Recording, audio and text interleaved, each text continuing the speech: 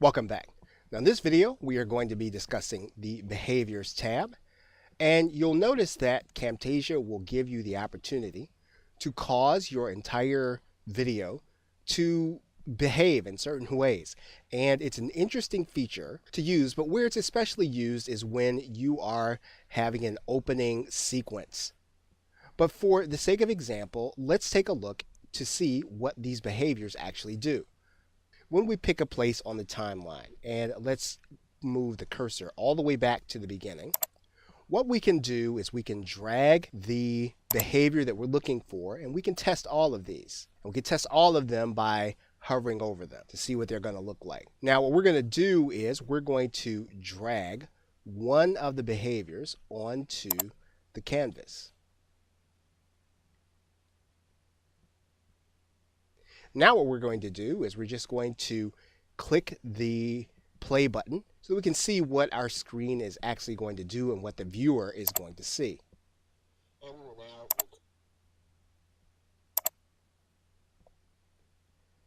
As you'll notice, this element has properties. So we can control what happens at the beginning, we can control what happens during the middle, and control what happens during the end.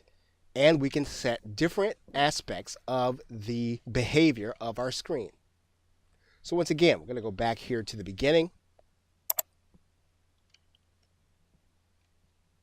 And instead of the drifting timeline, we're going to use the fade behavior and drag that into our box. So we're going to take a look at what this is going to actually look like. So you'll see the fade in and fade out. So let's take a look again. Once again, we can control this using the properties and take a look to see what's actually going to happen. This sample presentation, we'll start with the slide presentation from the beginning. So as you can tell, what the behaviors do is they give us a different element for us to be able to give our viewer some variety in seeing our video. Now, the key to understanding how to use these behaviors is to monitor how they look on the timeline, is to use the properties button. If you don't want one there, you can just X out of it. And then to drag them from the behavior section into the canvas. Okay, so with that, thanks, and I will see you in another video.